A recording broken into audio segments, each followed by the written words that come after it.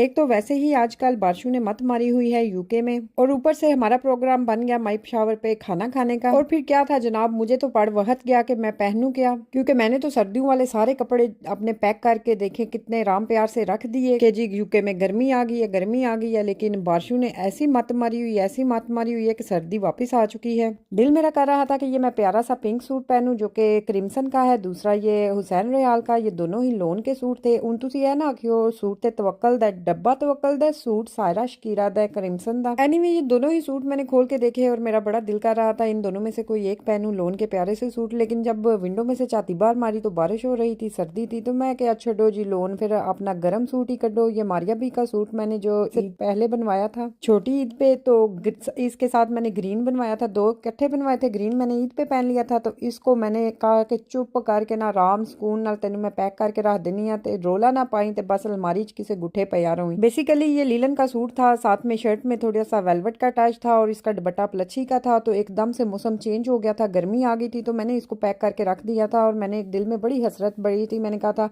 हूं है तो फिर अगले साल ही पहना है, हूं कितने पहना है। पर बारिशों ने ऐसी मत मार दी कि मैंने इस सूट को निकाल ही लिया कि आजा बालमा तेरा इंतजार है। पर ध्यान मेरा परत परत के लोन के सूटों पे ही जा रहा था। एक ये भी मारिया बी का लोन का सूट, अभी तक मैंने इसको टच तक नहीं किया, पहनने का मौका ही नहीं मिला। क्या करें, हमारे साथ गर्मी सर्दी वाला सीन ही नहीं खत्म हो रहा, ये खेडा खाडी ही हमारे साथ खत्म नहीं हो रही, कभी गर्मी कभी सर्दी। हम खवातीन को तो वैसे ही वहत पड़ जाता है, हमने कहीं जाना हो कि क्या पहने क्या पहने, अलमारी भरी होती है लेकिन हमें कुछ मिल नहीं रहा होता।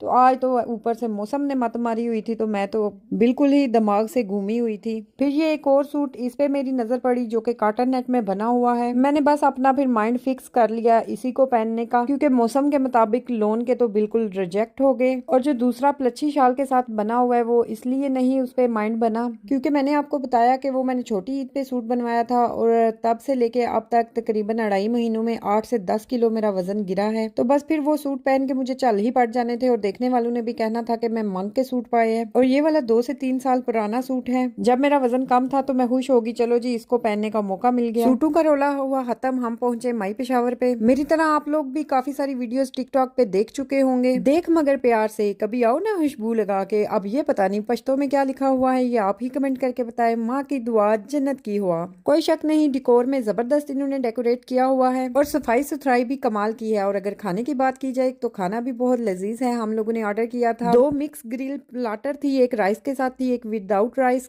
थी, और साथ में कढ़ाइयाँ थी, चिकन कढ़ाई और लैम कढ़ाई, साथ में नान थे, सैलड चटनियाँ थी। खाना बहुत ही जबरदस्त था, बहुत ही कमाल था। कढ़ाइयाँ भी मजे की थी। उन ऐना की हो ऐना खाना, क्योंकि सिर्फ हम नहीं गए थे, हमारे साथ हमारी फैमिली भी गई थी।